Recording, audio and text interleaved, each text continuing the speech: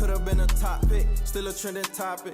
Daily deposits, spit facts, we don't gossip. It's some real talk, put some knowledge in your noggin. On and off the court, I run it, never see me jogging. I don't support 7-on-7 at all. At all. At all. Explain. Explain. Because the reason why our student athletes are one-dimensional is because they're playing football from January to January. Yeah. This time of the year, you should be playing baseball. You should be running track. You should be playing basketball. And they're playing 7-on-7 with their travel coaches, practicing once a week. Barely that. Come on. How much are you learning? You see what I'm saying? The crazy Then, part about that, though, before I ain't mean to cut you off, but the crazy part about that, the worst 7-on-7 year we had at Olive Branch was the year we won state. Everything from 7-on-7 is like, all right, bro, that ain't translate to no real football. We put on pads and whooped everybody's But I'm not ass even going to there. get that deep because that's my next pointer. That's not my next pointer, but that's one of my points. But my next pointer is, now you put the pressure on me as a head coach to get you in school. Now, you don't want to play with Joe Smo them all around the country on this travel 7-on-7 team and ain't got a NAN scholarship. But what about you? What about the ones who do get scholarships? Exactly. Yeah, I'm about to say, because it was different back in our days. Like, dudes were being recruited for 7-on-7. Reason being, Still to this day. because in our days, which was the point I was going to get to, we played 7-on-7 for our school. Yeah, that's true. When we used to go to Miramar Regional, that big park over there in Benjamin, Miramar, that was us playing for our school. But do they even do that though? Schools don't do that. Schools don't really travel like that. We had what they called it, the Heath Evans. We did the Heath Evans, and then we did one. It was up there in like IMG. We did the Dolphin one, the Dolphin 7-on-7. And we jumped off the porch being national champions in 7-on-7 up in Oregon. Yeah, I took off in Oregon. But see, the thing is, y'all did it as a team. Travel 7-on-7 is like for fun and games. I gotta. If Bernard Poole is my best receiver, I got a high probability of losing him to another school in this recruiting world because he on this travel league team. Oh, that's why you don't like 7. No, the biggest I told you why though, because we are one-dimensional athlete. You finna go play 7-on-7, then you're gonna come back to me in the summer. I gotta teach you how to run. Now, granted, I'm a track coach. I'm the assistant head track coach as well. I know track may not hold as much weight as football, so people didn't know my title on the track. But I'm the assistant head coach. I'm the jumpers coach and the 400 coach, the end of meter sprinters. Right. So I got a lot of receivers who don't even know how to run, but I'm supposed to teach you how to run a route. Like there's when we talk about technique, routes. When we talk about technique, I'm not gonna I'm not gonna put a high percentage on it, or as high as I want. I'm going to say 68% of the receivers you got right now, when they make a plant, when they throw a stick move, they throw their hands. Yeah. Like, what is that? What is that? And that's what's the trend on social media and in 7-on-7. Mm-hmm. You see what I'm saying? And that's not proper technique, but it's cool to record it and do your celebration in 7-on-7. I don't like 7-on-7 because half of those receivers are slow. And when we get out of state representing one another, one thing they know Miami for is our speed. You should be running track.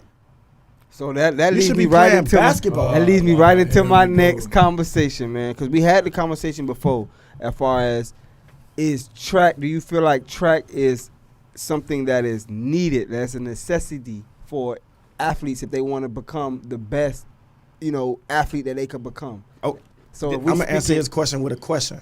Go ahead. You watch the combine and you record what statistic? 40.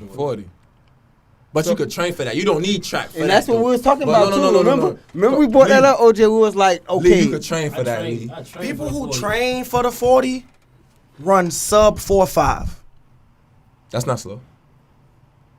People who are fast run sub 4.3. So right or wrong? Right.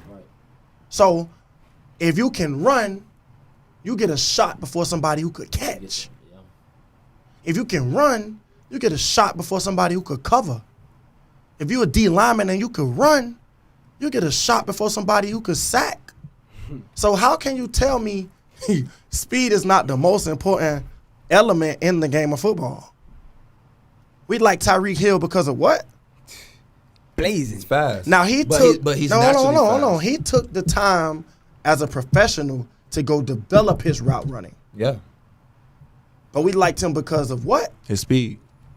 Facts. But to that too, he's naturally fast. He is. Okay, so what can you say? But we can say he naturally fast, but we can also say he ran track all his life.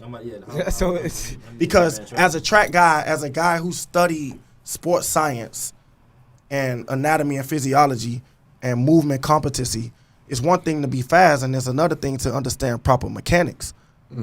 And if you're not using proper mechanics, then somebody who knows how to run is just as fast as somebody who's naturally fast. so something simple as keeping your arms tucked, your elbows in, and extending your arms when you run. It's and stride length. It's no it's- wasted that's movement. No wasted movements. When we play football, we talk not even football, generalizing athletic movements. The guy with the least wasted movements gets from point A to point B A lot the quicker. most efficient. I'm not even gonna say faster.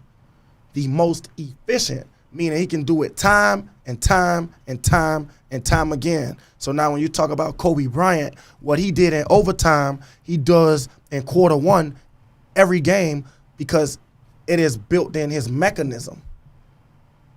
As opposed to you, this is God given, but you don't work on it. put the proper technique on it. So you may not have it when we need it most.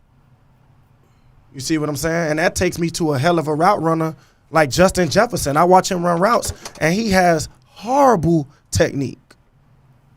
Every route, he has an amazing ability to control his body.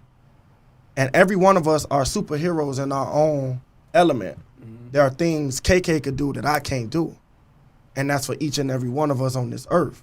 So specifically, Justin Jefferson has the ability to send his body way over here and bring it back. But if you think about it, all of his routes have wasted motion. Because the time it takes for him to throw his shoulder left with his left hand way out there versus the time it would take if he kept his left hand near his pocket, it's like 2/2 of a second. And that's an exaggeration. But that's wasted movement. He just have a special ability the rest of us don't have. Somebody like me, throw my arm way out there, it might take me too long to get back. You see what I'm saying? Yeah. But and that's what the NFL is made up. It's made up of guys with supernatural abilities. So they could get away with rule breakers. But when you're talking about the general population, what makes you successful, play in, play out, it is these techniques. And you got a lot of receivers that they break containment on that screen, they get ran down. They can't hold their top speed. Or not even receivers, because a lot of receivers catch the ball behind the safeties. You got a lot of running backs break second level containment and get ran down. They can't hold their top speed. Facts, that boy. So why are we trying to play football from January to January? Last time I checked, I'm supposed to be an athlete. And if I could only catch a ball, what make me athlete? Because when you was in high school, right, they had you highly ranked, right? Mm-hmm. They had you over D-Hop. I did. I was over D-Hop, Robert Woods. Robert Woods. You was over some guys, right? Right. So let's just say, like, Michaelee, you was probably about, because I forgot the number.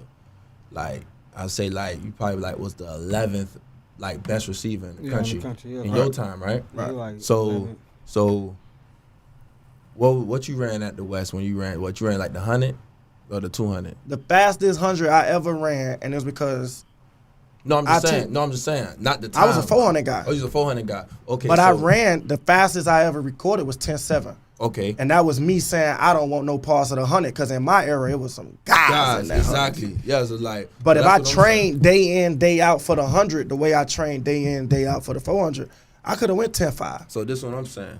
So you was the 11th best receiver. Not saying that what it was. I'm just saying. So you the 11th best receiver in the country. You run a 400.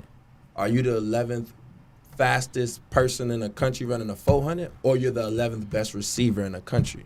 So you saying with or without track, his football skills is what got He was him. gonna be playing on Sundays. I'm biased. He was gonna be playing on Sundays. Why? Off of his People skill. knew him. Why? Off his football. I'm biased but he was because but we ran both though. the reason I gotta be biased. I'm not gonna say I gotta be biased. The reason I choose to be biased is because my first year playing football was 6th grade, and my first year playing sports was 4th grade running track. Okay. And off the dribble, I went to the Junior Olympics, 9 years old. You see what I'm saying? Okay. So I already step into football doing what y'all can't do in spring conditioning. Y'all can't go over back. So I got the coach eye already. You see what I'm saying? While y'all boys trying to get in shape, while y'all trying to run half gashes, I do this with ease. Get over here, get back. Get over here, get back. Now they want to see if I could catch. Now they want to see if I could run routes. You see what I'm saying? Yeah. But that talk about that as well. You got guys, we get to the 4th quarter. I need you. Where are you? You see what I'm saying? When Teddy and EJ came up with Gump, great under major pressure, I was one of the first people inducted. And it was because most of my stats came from the pressure games. Like, I probably ain't do nothing against Goldman. I probably had 2 catches versus Cato them when they played for Springs. But when we lined up against Central on ESPN, I almost had $2. You see what I'm saying? When we lined up against Sanford, when we lined up against Columbus, First play. I got 2 touchdowns to get us to the next round in the playoffs. You see what I'm saying? But that came from speed, endurance. Because that it's only 2 sports that work the whole body. Track and swimming.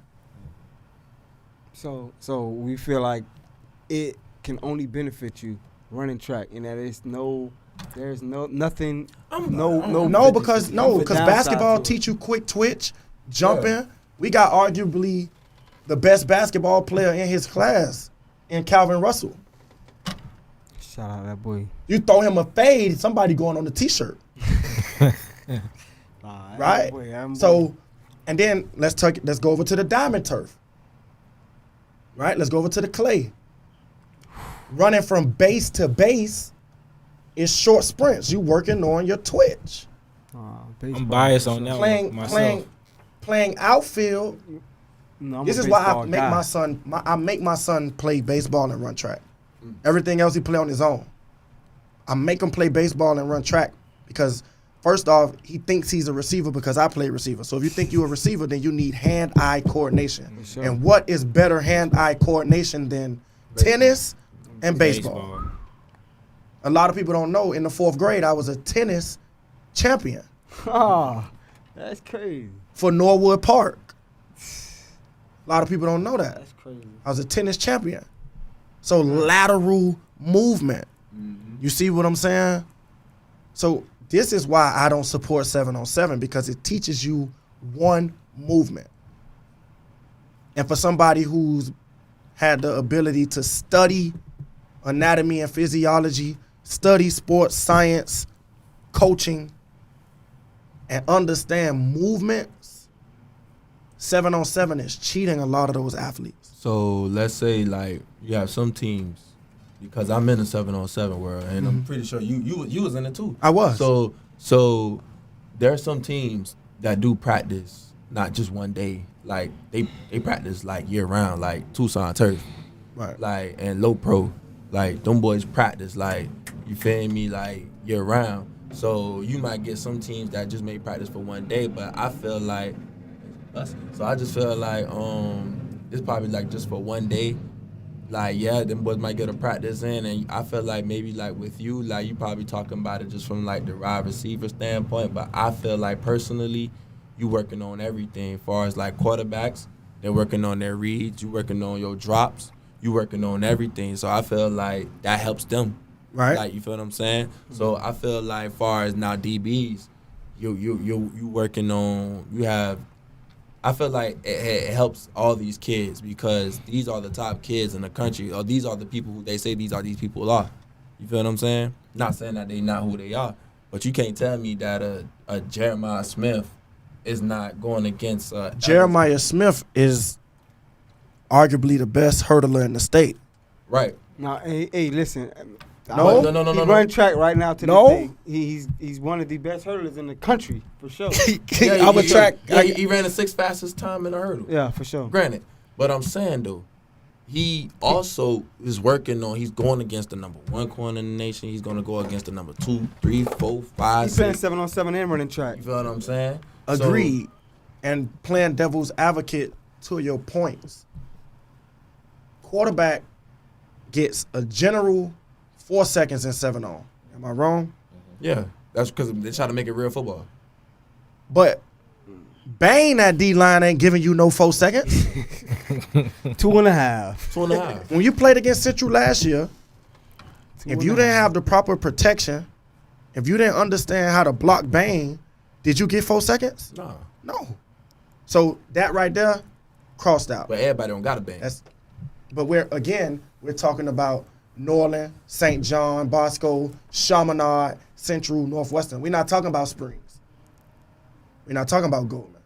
We're sitting here with some of the best coaches at some of the best schools. So just like when I coach my athletes, I tell them this.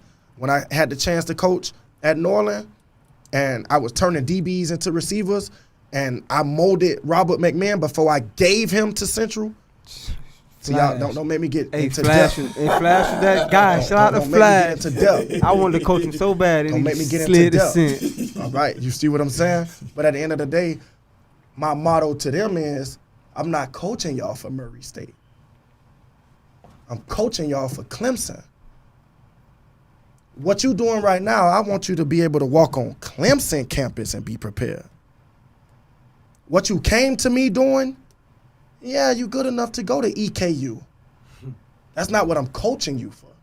So when we sitting here having these discussions are not for Springs. If you play against St. John Bosco, they got a bang. Who? You may not know him, but I'm guaranteed they got a bang somewhere. No, they got a pretty featured D-line. Bingo. You play against Matter Day. He ain't no bang, bro. Don't do that. I'm not saying bang, Man, I'm a top tier DN. but we're talking okay. about Yeah, a top tier DN. pass rusher. Yeah. Bro, it's Bane and then there's everybody else. Agree. I Okay. agree.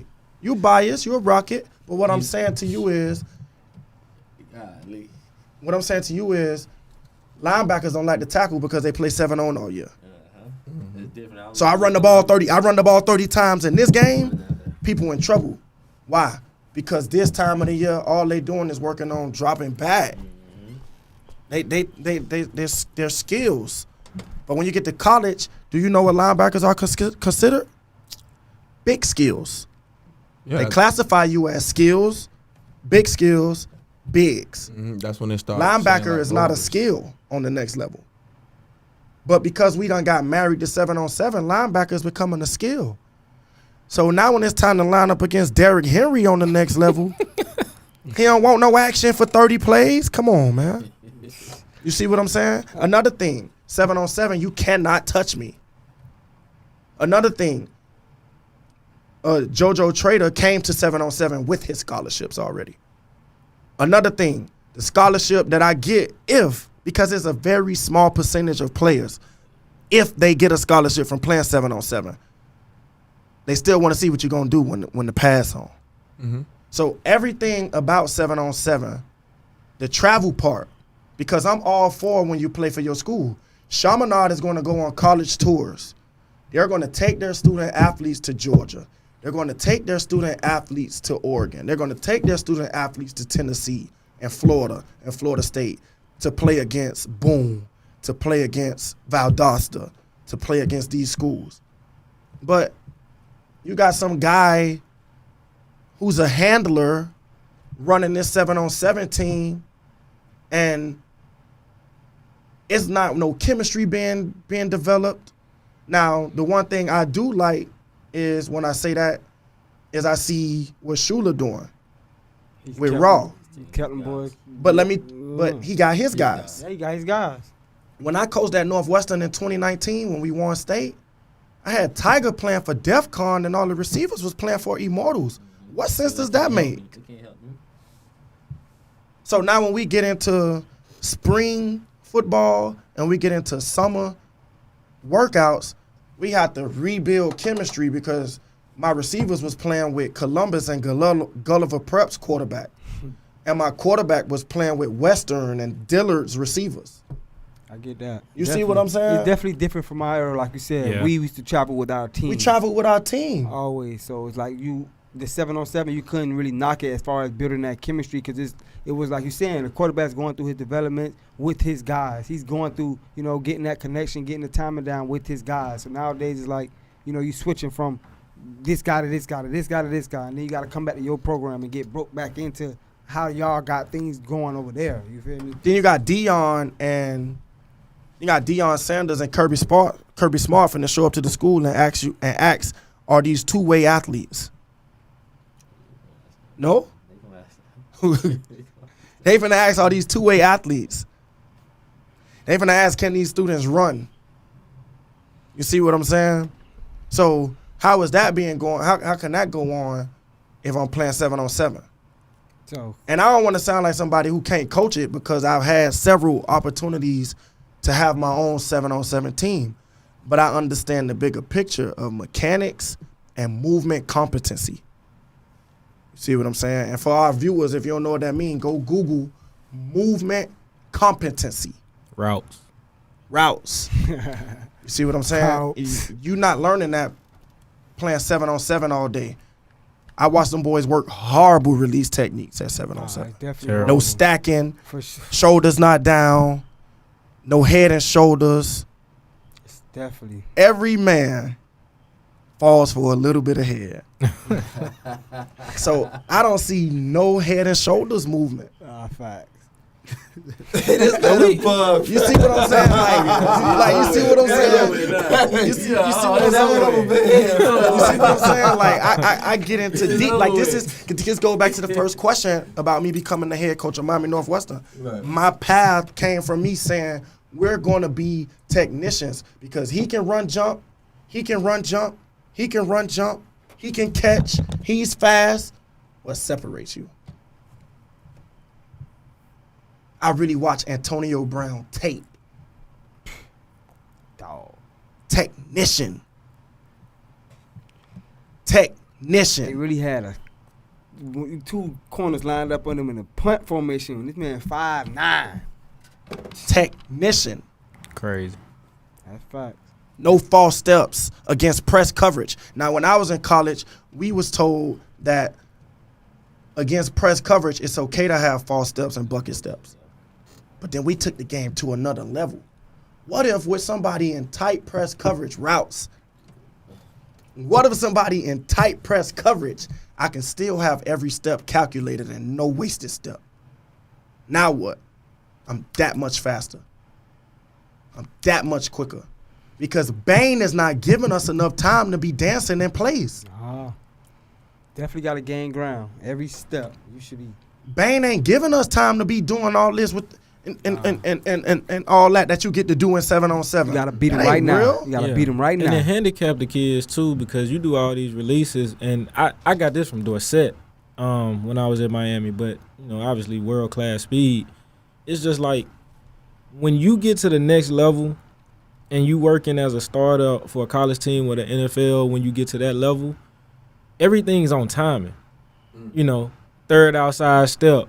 You know what I'm saying? All right, boom, we're going to get to this yard line or this marker in the red zone. You should be looking for the ball. This is where it's going to be. This is where it should be if it's this landmarks. You know what I'm saying? Football's it's going to be high in the back of the end zone. You know what I'm saying? It's going to be low in the front of the end zone, right? Like routes, technician stuff. So, like, you're getting handicapped by doing all this 7-on-7 stuff where this kid got 4 seconds. He ain't got to scramble. He ain't got no pressure. His arm action is supposed to be perfect every play. When you see Patrick Mahomes or Phillip Rivers. And his offensive coordinator. This is why I don't fear nobody in 7-on-7. I would. Because I stand behind the quarterback. You know what I'm saying? So, like, it's just man, back on the ball because they're going to run the same coverage this time. Look at the dig and throw the post behind it. Nah, it definitely Exactly, man. It's controlled definitely setting. offensive coordinator playing Madden out there for sure. Come on, that's all it is. Nah, for sure. I mean, not all OCs. You do got some OCs that just got like a little button. They just pick a color. Whatever color you see, that's the route y'all run. Man, what? Bro, when them all plays that you made over 7-on-7. bro, do that. when I did 7-on-7, And then some of the routes that they run, you can't run in the actual game. No, again, Bro, timing. Facts. Your time. and this how I separated myself. I don't. Nah, but BJ Poole ain't get to see me. Call 7. I don't know who I could think about who saw me. But man, I had the small dry erase board, and that's what I came to 7-on-7 with. And I drew and erased every play. You don't believe that? I could call people right now who would tell you. Nah. My old head coach, when I coached at Carol City, would tell me, bro, you need to draw these plays up and print them. You need to draw these. I'm not doing that because at the end of the day, I was developing myself too. I'm thinking of a broader picture. I know one day I want to be a play caller. Mm-hmm. I know one day I want to run a team. So let me see if I could really dissect the defense on the fly. Oh, no, he lined up like that. He lined up like that. Move this motion like this. Call that. This the play, y'all boys. Ready, break. And that's how I call plays. It rips. In 7-on-7, every play, erase it. Oh, yeah, sitting the crosses with the dig and the wheel. So if that Sam take the drag route, it should be a vacant spot right there. If everybody do what they supposed to do, there's a wheel running down the sideline. Yeah.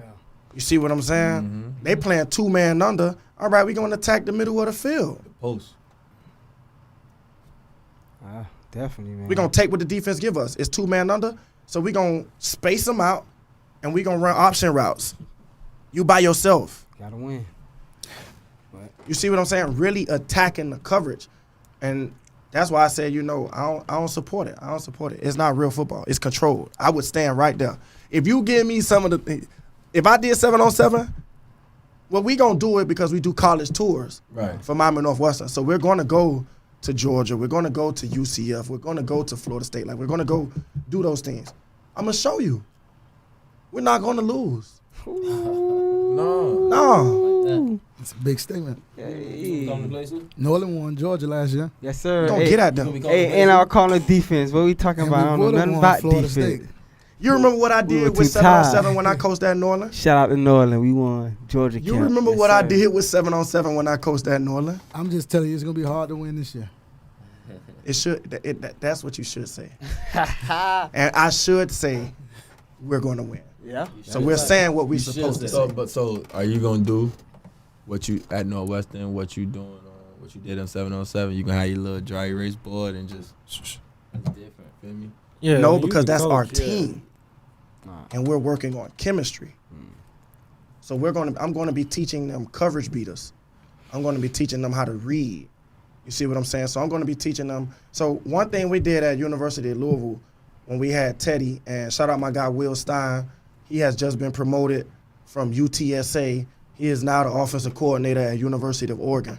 He threw me my first touchdown at University of Louisville. Shout out to Will Stein. One thing we had within our plays in the pass game was coverage beaters and safety beaters. So when we came out, the play was called, and if there was 2 safeties, this is where you need to look. Look, this is where you take the ball over here. If there was 1 safety, then you should be reading this side. If you knew for a fact that it was cover 2, you should be reading this combination. If you knew for a fact that it was quarters, you should be reading this combination. So that is what pass skelly, because that was the original name of it. Yeah. That what pass skeleton originated from. Understanding how to recognize, dissect, and defeat coverages. Facts. You see what I'm saying? So if we was in travel AAU, yeah, I got me a little board. I got me a little dry erase board that I got from Walmart. No plays on this. I'm finna get at these AAU coaches.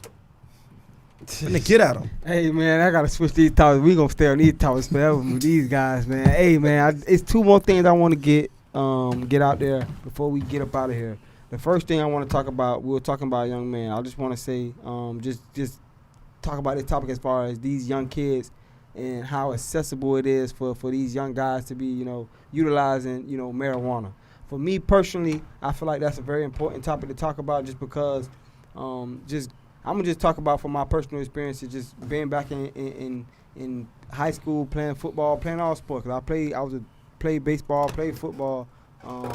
For me, I just think I was always scared to smoke weed while I was playing football, sports period. I was like, man, if I smoke, man, I'm going to be too tired when I go to practice. I just thought of that myth, I'm going to just be tired. So it's like that scared me, and also what I seen it do to some of my guys I looked at too as heroes. So it's like the guys that were playing sports that was older than me, I seen what, them utilizing that drug and what that drug actually did to them. So I just want to pass it around to you guys and just get y'all thoughts on the new age, because right now, man, these kids are, they getting into it way younger than we was, man. Right. Like it's more accessible for them. It's in their face, and I just think a lot of these kids, they getting into it, but they don't really know exactly what they're getting themselves into, And as far as if you have that dream, you have a goal that you want to do, it's certain things that you got to be tunnel vision. You got to, right. Put it to the side. So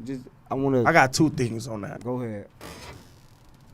If it's something we did, the goal is, like I said earlier, is to pass the baton and make sure they don't make the mistakes that we made. Mm-hmm. So that's the first thing. So if that was something that we participated in, and whether we was good, successful, or in between while being able to do it, is something I want to educate our student athletes to not do. Second, being educated now, these shorties don't even drink enough water to be on all these drugs. What good are you for me in the fourth quarter cramping? What good are you for me when we playing against Central for all the money? Second round playoffs. We done beat IMG. We done beat Matter Day. We done beat whoever. And if we beat Central, there's a high probability we'll be national champions. What good are you for me cramping in the fourth quarter? Because I'm gonna let y'all get y'all points, but all the way down to Tylenol, science says that drugs dehydrates the body. All the way down to Tylenol and NyQuil. It dehydrates the body. So what good are you? Those are my 2 points.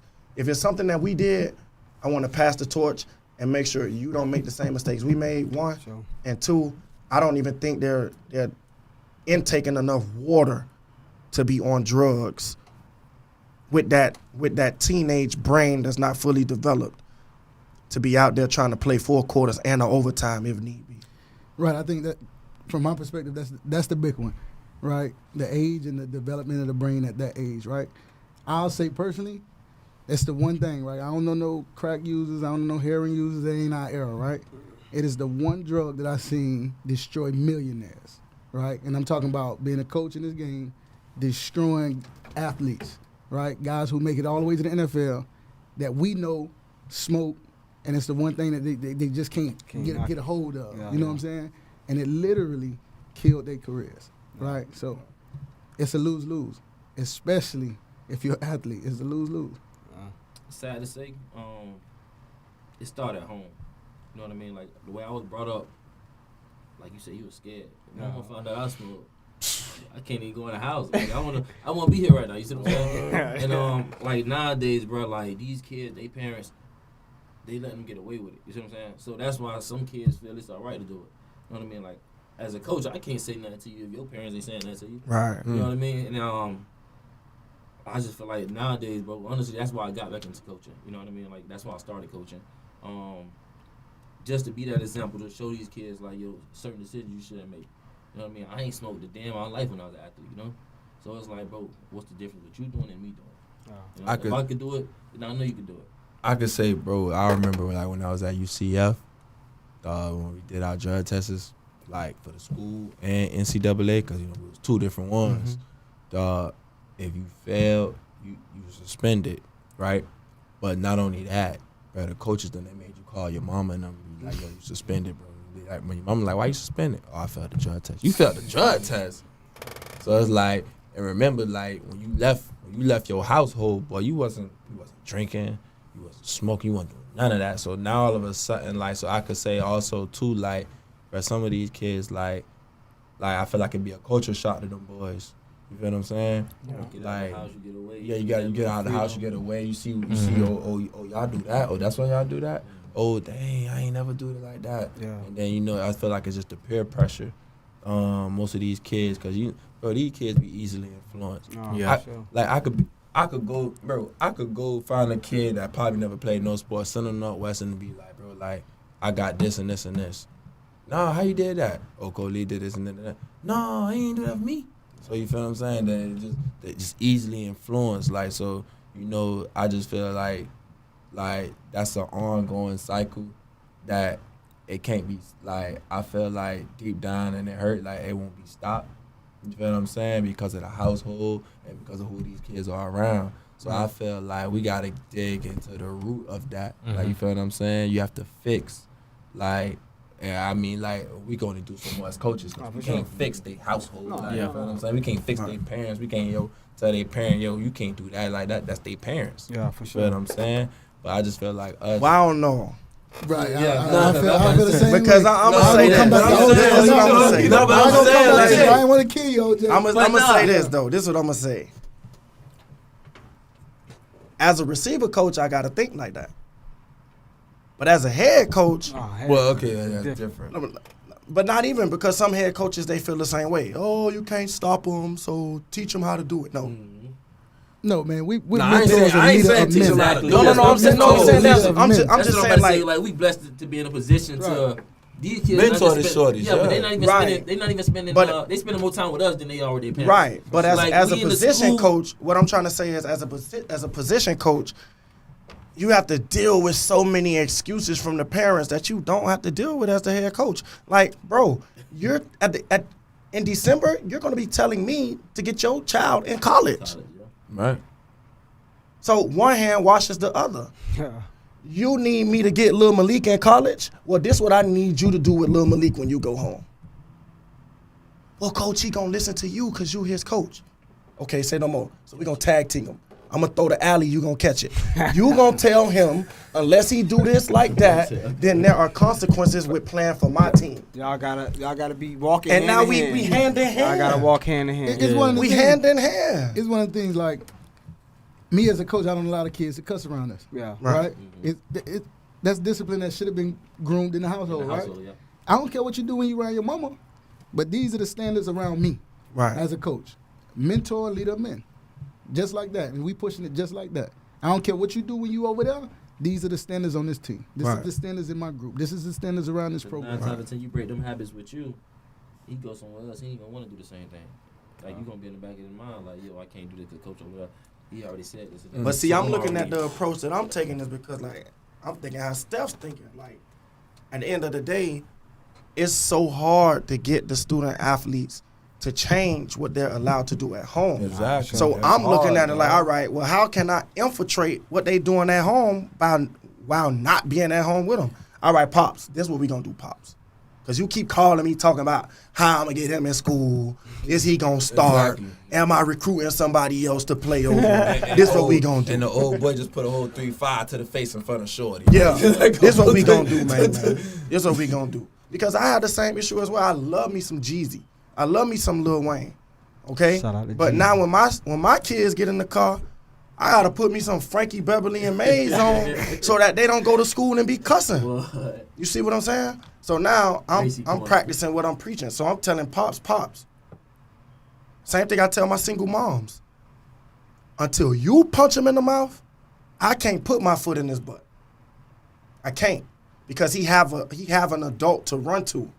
And as long as they can play mommy, daddy, we're going to lose them. But as long as all us sitting at this table is on the same page, if he try to run the Malik, we don't move like that. He try to run the step, we don't. This the rules. He run the KK. This the rules. Just the blueprint. He gonna change. We all walking in sync. We all walking in sync. He gonna change. You see what I'm saying? So that's why I try to take. And now that I've been blessed, it's way bigger than football. I know I'm at Northwestern. I know we got to win. You know, I know I'm going to be judged on wins and losses, but I think God put me in this position because he know, like, for me, it's bigger than the wins and losses. Like, as much as of a competitor I am, like, I really want to stop the gun violence. I really want to stop the single parent homes. Fact. Like, if my daddy wasn't around, I don't even think I'd have played football. I was a hell of an athlete. You see what I'm saying? Everybody in my family could hoop. You see what I'm saying? So I really want to change that. I'm as a collegiate coach, and that's why I really like, you know, everybody got their fly talk. You know, I did this, I'm that, woody whoop. You know, check my resume. When I get into my fly talk, some coaches started coaching on the park. I started coaching in college. So I got to see how they really think about you. So they're going to tell you what they tell you in front of you in team meetings and what they going to tell the reporters after you ball out against Alabama, after you done balled out in the bowl game. But when I got to sit down and hear what coaches say in the staff meeting, however I made it to coaching in high school, my whole mental on preparing them was different. Like, nah, boy, it's a certain way we got to go about this. It's a certain way we got to go about this. Because now I'm seeing how they really think of you. And that made me say, nah, it's bigger than that. I hold parents accountable. And, you know, maybe that's why God saw me fit to be the head coach at one of the most prestigious, and some people would say the most pressurized school. Like, you win you some states at Central and your job will be safe. Not at Northwestern. Don't speak for us, player. We still got to stand up. That's what I'm saying. Don't speak for us. Man, y'all can say what y'all Listen, want. we can't Y'all can say what y'all don't know want. what you're talking about Because y'all got all this stuff going on Facebook, man. Y'all about to have y'all winning. picnics on the same day. Ain't no school dare put their picnic on the same day as Northwestern. Listen. So that just talks I about don't know we're going to our fan base, our fan base, our alumni. The standard, the status quo is different. I mean, yeah, because everybody's great grandparents went to Northwestern. Like you said, my grandma went to Your Northwestern. school been open since the 50s. Cool. Shout out to my grandma. Whatever the Central was reason open is. 1978. Whatever the reason is. But within the process, like, I believe in holding parents accountable. Like, when I sit down and talk to parents, if you're not going to do this for your child, if you're not going to make sacrifices, if you're telling me you're too tired to go buy a shirt and tie, there's nothing I can do for them. Go ahead, take them to Central. Go ahead, take them to Norland. Take them to Jackson. Take them to Pace. Go ahead. Because I'm here to make sure your son don't go down the path I went down. And that's how I judge wins and losses. That's how, when I fall asleep, I need an alarm because I'm sleeping so well that I sleep past whatever time I got to get up.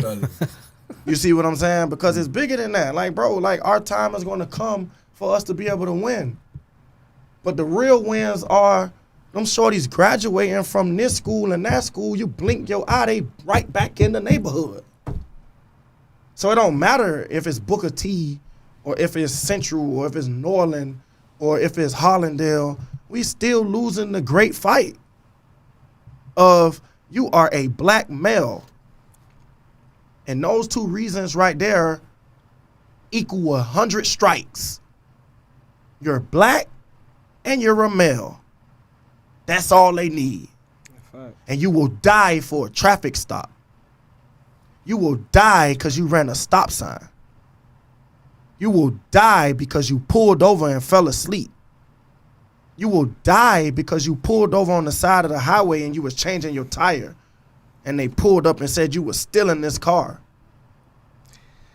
You see what I'm saying? So for me, it's deeper than that. Like, it's deeper than that. We all, bro, everybody who's seen me play know I ain't got no business being no coach. I'm supposed to be donating money to the schools and the communities that I like.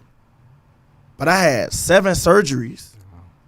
You see what I'm saying? Both ACLs, right? And the surgeries is not the amount of injuries. It was about 10, 11 injuries. but 7 of them needed surgery. I was watching an interview with Coach Charlie Strong. Said he never seen an athlete have to go through as many injuries as you went through. He said that. And I was like, wait, that really had to make me go do my research. And I'm like, your story is really a story of perseverance, you know, a story of triumph and somebody of fighting through adversity, you feel me? Because you had major setbacks after setbacks after setbacks, you feel me? But you continue to. I remember when you caught the touchdown. I remember it was like Throwing the corner out in Miami against FIU. Yeah, when you came back from I came back, it was like that was a big deal because of everything that you went through, and it just like, you know, like you said, your story. You got a story of perseverance, man. That's just the theme of your life. You feel me? Hardships and making it through, and I just feel like that's something that a lot of these kids, a lot of our viewers could learn from, could take something from. Like, life is not gonna be easy, but if you know what you coming into before you get there, you know, like, man, I have a mindset that I'm gonna make it through regardless, and it may look like it may not be exactly what you plan it to be, because like you said, your immediate dreams are probably to be in the NFL. You probably thought in your head that was going to be, but now you're in a position where you could do something way more, you know, meaningful for your community, for the place that you was raised and born at, that made you into who you are. So it's like, you know, I just feel like with all us sitting at this table, God had his hands on us, and it's a reason that we sitting right here. Like I said, I take that back to that conversation that we had, and we were just sitting there talking, and just our first, you know, conversation is just like, a lot of things that you were saying is like, who would have thought that we would have been right here at this moment right now, been able to affect this change like this, and we were able to gather these people where they could sit here and listen to us talk about whatever it is that we want to talk about, but we just got their attention. So it's like, I just feel like that's very important, and we need, like you said, it's a young coach world, man. You said all the time, man. I take that. We the new unks. You already know, man. Really. Yeah, Like for sure. my students laugh at me all the time. You listen to Jeezy? That's old. Y'all listen to the Carter. This is the Carter. So hold on to your teenage dog. You see what I'm saying? The student athletes now, they laugh at that music. Nah, that's crazy. Nah, You listen to that? wild. That's crazy. You still listen to that? Them boys listen to like they homeboys, man. That's why. Like they listen to like the local guys. Like, Listen to Lil Oh, we did Uzi. too. we did too. We listened to Lil Dread. Yeah, but yeah. Shout out to Dread. Feel me? Shout out to But, Bushy you know, B. them- Chad. FOB. That's so Poole. All them boys. But man. it goes back to instilling, like, that's why, like, as all us coaches sitting at this table, I challenge us to coach the last man like we coached the first man. To develop the ones who came to us without the intangibles. Because when they asked me, how did you do it? You know, I was blessed to have Amari Cooper on my first episode of my podcast, Routes. And like he said, when I looked in the mirror, I didn't just see football players. Whatever the task is, I could do it. So every time I got injured, you couldn't tell me that I still ain't run routes better than Devontae Parker. You still couldn't tell me that I beat press coverage better than Charles Gaines. You couldn't tell me that I put my foot in the ground better than Eli Rogers. You couldn't tell me that. I knew what I was, and that's how I was able to make my way back to the starting lineup after every injury, because I'm like, dog, if it weren't for that injury, and I really believe that. If it weren't for the injury, I'm going to show you. If I ain't get hurt, I'm going to show you. Matter of fact, watch when I come back. Matter of fact, watch this rehab. Matter of fact, they said don't get off these crutches for a month. I'm not getting off the crutches. I'm not going to the bathroom from my bed without the crutches. They said don't take the knee brace off. Bro, remember? Don't take no knee brace off. Be in the club with the knee brace on. You tripping. No, I remember I went to your room one time at Louisville, and you had you literally had the boot on your leg. You had the hand-eye coordination rope connected to the bathroom door, coming to the bed, and you had the Bible on the bed. And when we walked in, that's all you were doing, pulling at the ball, going back and forth, back and forth, back and forth. And you get your hand-eye coordination. You remember that? Yeah, I remember all that. Yeah. Doing my TKEs at night. Man, they got to the point where I was going through the deck of cards 3 times. Nah. That's crazy. Hell Take your jacket no. off. No, You because gotta no, take because your jacket when I off. got to that point, I started looking like a linebacker. Yeah. I don't like that look. I don't like that look. And So what was the king, queens, and the jacks? Like 10, 15 limit. yeah, there was like 15. Yeah, 10, 15. You know, Because the look, men's ain't do no because push-up, look, man. and this is why we're going to take speed school, which is what I'm putting my team through right now. Speed school, spring academy. So speed school consists of strength and conditioning, learning how to run, getting bigger, faster, stronger. Right? I bucked the weight room my whole life. So when I got to Louisville, There was no bucking. bro, my bench press was 155. They was laughing at me. When Teddy and Charles Gaines, them boys, got to Louisville, they was benching more than me. They freshman year, my red shirt freshman year. And you know how we get down, we gonna laugh at you. You know, we gonna talk, we gonna tell you about yourself. So I got in the lab. And I did so many push-ups to the point I was going through the deck of cards 3 times. Flip them things. I went from not being able to do 225 to hitting it 12 times. Them boys was like, whoa. In a month. Them boys were like, whoa, how you did? Whoa, boy, what? To where my individual workout, when I go down to the fitness room by myself, I was bumping that 135 50 to 70 times. You feel what I'm saying? Now, being uneducated, that also contributed to my injuries because it was not something that my body was used to doing. I put the muscle and the mass on my body all at once too fast. Them small muscles. And anybody who see me run routes, I'm like a Justin Jefferson. You know, I'm like a Devontae Adams. Like, you know, I was running routes that they run in the league now, running them at the West. Putting the stem on the out route, putting the stem on the dig, putting the stem on the corner route, the circus route they run on Madden. You see what I'm saying? The post curl, all that. We're running that at the West. Crush route. We're running that at the West. Yeah, that playbook y'all got over there at Century right now, where you think it came from? Alex Knight. Choppy chain, 2-piece, 6-piece, backside. Come on, cut it out.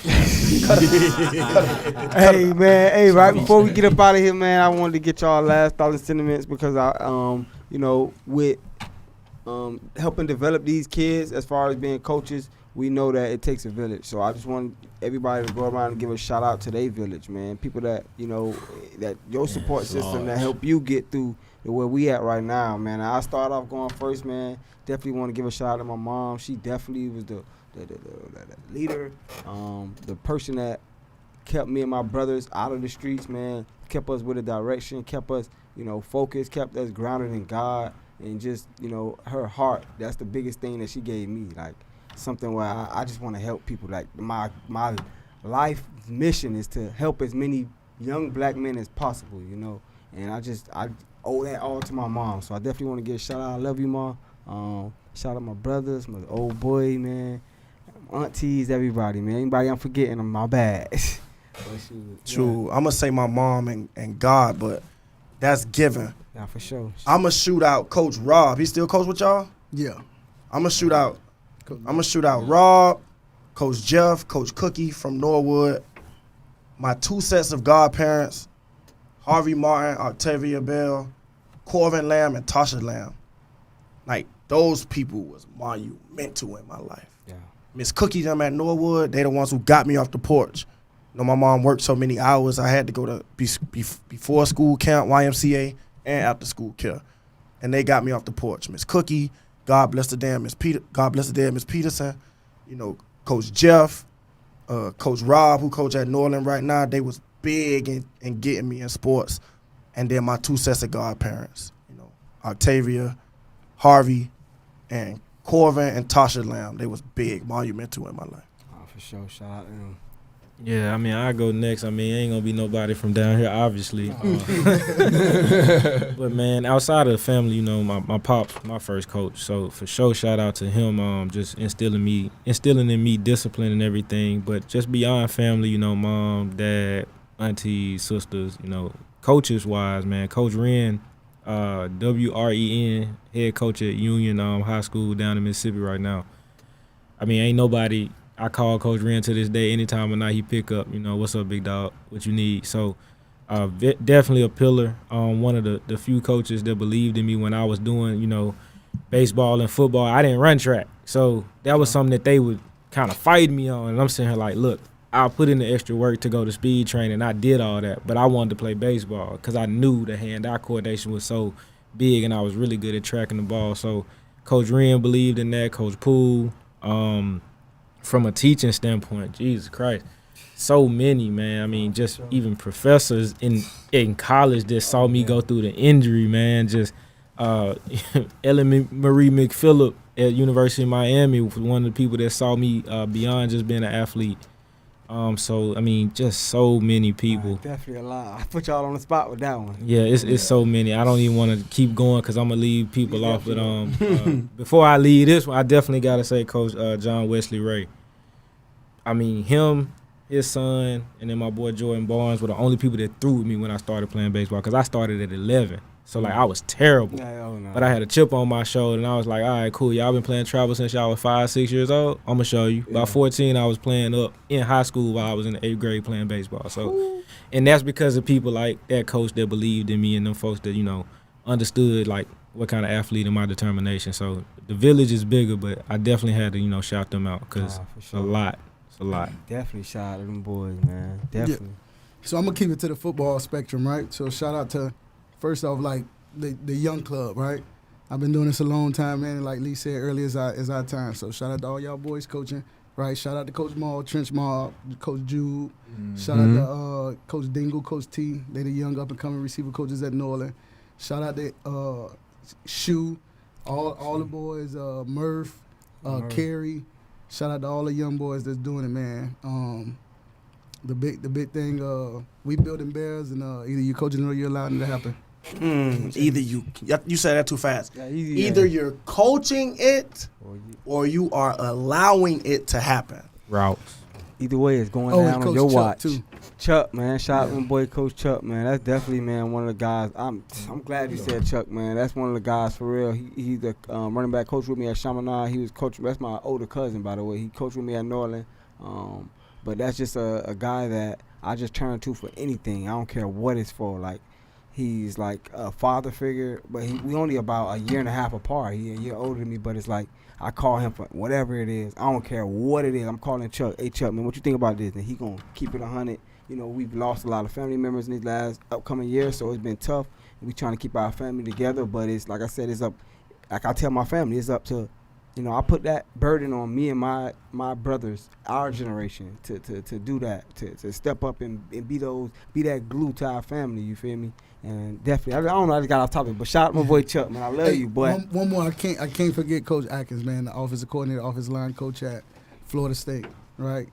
Been in meetings with him. He taught me something like a secret sauce. Ain't a secret to everybody, right? But it's a secret. It's the little secret sauce, right? And once you got it, you're able to unlock some different levels of intellectual understanding from the kids, man. So I appreciate that, and kind of like a lot of things we do right now is kind of, it mirrors what they do at Florida State, right? Being able to have that open line access to them, you know what I'm saying? Anytime we have questions and stuff like that, for the most part, he gonna get back with me. So appreciate That's somebody else. I'm gonna give a shout out to my uncle. When I was 13, he went to prison. Served 15 years. He just got out last year July. As far as my shout out, why I'm giving you this shout out, bro, just because I served the time with you. You know what I mean? You showed me a different route as far as staying on the right path. Not making the wrong decision, not hanging with the wrong crowd. You know what I mean? And I look up to you still. I mean, I'm pretty sure you know that already. And you look at me, I got your back. Regardless of whatever. Of course, I'm gonna give a shout out to my mom. Shout out to get mom things every day. But I want to go back and speak on my coaches as far as growing up. I never had my father around. You know what I mean? And those were my father figures. So the roles reversed. Now I'm in position, to help kids. A lot of kids, you want to change. Single parent homes. And kids, if you need something, I'm here. you know, you can talk to me about whatever. And I just hope to change that now. For sure. Definitely, man. Definitely. So I say, like, as far as with me, you know, my mom's, people don't even know this, but I had like 13 brothers from like my pops on my dad's side. You feel what I'm saying? He's old? Huh? Years old? Nah, I'm Jamaican. Oh, sorry. You know I'm boy. Island. Island boy. Island. It was called the Middle Passage, right? Slave ships. You know what I'm saying? You gotta know your history. That's where we got dropped off at. The Eastern Hemisphere. They went through the Middle Passage, and the first people to get dropped off off the slave ships was the islands. The majority of the slaves was dropped off in the Caribbean islands. For sure. Yeah. This man, he a bum with the cutters. Gotta know. But nah, so you know, just that. Shoot, even though like you know, me and him, we ain't speaking right now, but man, I love you anyway. You know what I'm saying? Facts. So like my two sisters, you know, she about to graduate. She already is graduated. From it's like Juilliard. Oh no! Yeah. Shout out to her. Shout out to sis. Yeah, Yes, sir. I got my baby, Mooka. She going to New World. She just got accepted. So Man. yeah, we gonna see how that goes. Dancing. Amazing. As far as on the football side, all the coaches. So I still talk to Guy. He at Florida State right Shout now. out to Coach Guy. We gonna have him on. Yeah. Coach Guy Shout coming. out to Coach Guy. Yeah, That's what's up. Guy. I talk to Guy about any and everything. Nah. You feel me? Shoot, Guy. Travis Fisher, he the DB coach at Syracuse. That was my coach at UCF. So I could call him about anything, and just you know, just even on my home, like even my camp, like with Shoe, Yeah, shout out to Shoe. Rare, D Nice, Dub, Shout out to Jude, Dub. P. Like I call P, I talk to P about whatever. Yeah. Like, and I could sit on like, bro, me and P, we could be on the phone for about whatever, like literally whatever. Like P gonna answer. You feel what I'm saying? He's solid. Just from that, like all the young coaches, like I told you, just off camera, bro. Like I'm happy. Like you feel what I'm saying? These old heads moving to the side. Like you feel what I'm saying? Nah, for real, bro. Cause bro, he 30. Nah, I'm that's 20, crazy. I'll be 28 next Saturday. Crazy. That's You crazy. feel what I'm saying? That's crazy. So you feel what I'm saying? Like, bro, that shit, like, it's some type of hope. Like, you feel me? Like, yeah, like, bro, it could be done. You feel what I'm saying? And like, I'm just glad that us young coaches are enjoying the fruits of our labor, and these people are understanding that, like, We here. man, he's just a youngin'. Like, he don't we know here. nothing. Like, you We feel what I'm here. saying? Now, this man no ball. Like I told him, like, this man was around a Super Bowl coach, like Lovie Smith. Like, you feel what I'm saying? The man coaching the Super Bowl. Like, obviously, he was in these rooms for a reason. You feel what I'm saying? Them people seen value in him, and that's how I look at stuff. Like, you feel what I'm saying? This man was at Akron, Illinois, and Miami. So he was in those rooms for a reason. So, you feel what I'm saying? And for him to be in a position where he at, man, it's hats off to him, bro. Nah, Like, you know what I'm facts. saying? Like, That's congrats, fact. bro. That's fact. That's boy. real. I represent us all right now. He represent That's us all right They now. gonna either say this why you don't get no young coach the job, Yeah. or they gonna say this why you give him a chance. Give him a chance. Facts, man. Definitely, man. I want to go around the room one more time, man. Just ask you guys what y'all want to lead the podcast with. Our young viewers out there watching, any message that you may have for these guys that you want to leave them with. And I'll start going first. I said I was gonna say this before I came on here, and that's just like the small things these student athletes could do. As far as your parent tell you to do something, he tell you to go clean your room, go do it. And it's like it's a way that you do that without you talking back or showing attitude. Like, man, like she asked you to do something. She's not asking you to go get no job. All she asked you to do is make good grades and make sure the house is straightened up. Your mama telling you to do something, y'all boys, man, come on now, respect your old girl. We ain't on that. Like, as far as young black man, that's something that I seen growing up, like respect. I respected any elder. As a child, I never disrespect any adult. I don't care if you are a baser on the street. Yes, sir. Yes, ma'am. And I'm still like that to this day. And I just feel like the kids, nowadays, they lost that sense of respect for our elders. So definitely, man, I just want to leave that message to respect your parents and just be an obedient son or daughter. True. So I want to challenge everybody from us at this table all the way to Shaq and Stephen A. Smith on ESPN. Let's stop calling them kids. Let's call them student athletes, young men, young women. Because I know I be watching First Take, and I'm like, that's a grown behind man that you calling a kid.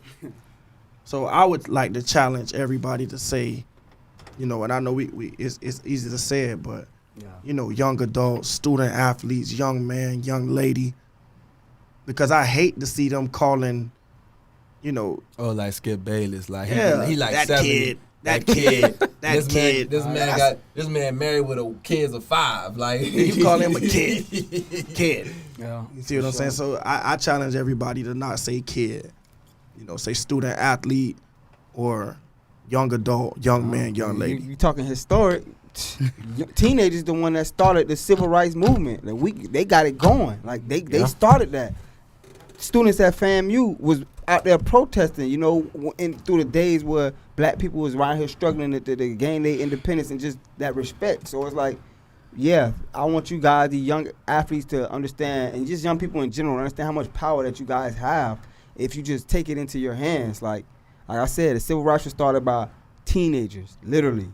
Y'all go look it up. Do your research, man. You found some way to put FAMU. FAMU, shout out to FAMU. Shout out to FAMU, man. You already know I You had to found get right. some way to put FAMU in this, bro. But nah, y'all go around. Any other thing y'all want to leave us with, man? Before So- we get up out of here.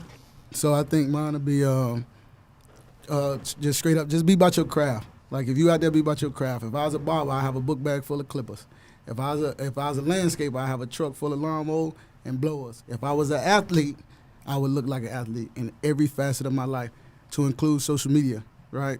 And then the last thing, I'll leave a gem to the young offensive lineman. Offensive line play ain't pushing. It's lifting and driving with our feet. With our hips, routes. It's more so power cleaning. It's more so pain cleaning. Yes. Don't. Hey man, it ain't important until it got your attention. All right, and make sure y'all kids being respectful, disciplined, and on time. If you serious about it, just go get it. For sure. And I just like to say that people have lived before you, so listen to the wisdom, and it's no reason that every generation should have to start over every time somebody is trying to make it. Like, we should be building on top of everything. Like you said, passing on the baton, Yes, sir. and then you taking it further than I did. So that's my spiel. Man, definitely, man. And with that, man, I definitely want to I say too. go ahead. I learned this from Inky Johnson, he a motivational speaker. He say that for common courtesy for the people before and after you, leave it, whatever it is, leave it better than the way you found it. Facts. You feel what I'm saying? So, far as like, you know, like what Lee was saying, like, you know, use the bathroom, like, you feel me, you see all stuff, like, common courtesy for the person coming after you. Just, you know, leave it there. Or just shoot with the weight room. You see a 45 plate on the floor, you ain't do it, just rack it. Like, it don't hurt. Like, you feel what I'm saying? Or just being the athlete. Like, you feel what I'm saying? Like, I know he didn't start the number 2 wave, but some kids may feel like, man, shit, he wore that 2 better than goddamn who they Downtown Brown they call him, Tim Brown or Darius or Coop. They feel like he rocked it better. So you feel what I'm saying? Just as common courtesy for the people before, because those was before him, and after him, leave it better than the way you found it. And after him was who? Coop. And then shoot, after Coop was shit, who? JoJo, all them boys. Drake Baker. All them boys. You feel what I'm saying? So that's my message. Just leave it a common courtesy for the people to come before and after you. Leave it better than the way you found it. Oh, yeah, for sure, man. Definitely, and with that note, man, I definitely want to thank all my live viewers for viewing in on this very special episode that we have. I definitely want to thank Michaelee Harris for coming and sitting down with us. He could have went anywhere to talk about his new transition and his new role, but he chose to come here with us, so I'm definitely grateful for that. I'll keep telling him, man, like, man, it ain't too many people out here like him, man, as far as being genuine and wanting the best for people, and that's just not saying it, but that's actually gonna put action behind that. So definitely wanna thank Lee for coming on. Thank my man Coach Poole for coming on too, man, and Malik, man. Definitely, man. It was a blast having you guys here today, and long season. Daily Deposits is gonna be around, so we definitely gotta have you guys back, man. For sure. And I just definitely wanna appreciate y'all and give y'all flowers while y'all here, man. Appreciate y'all. And with that, we out of here with Daily Deposits. Route. Yes, sir.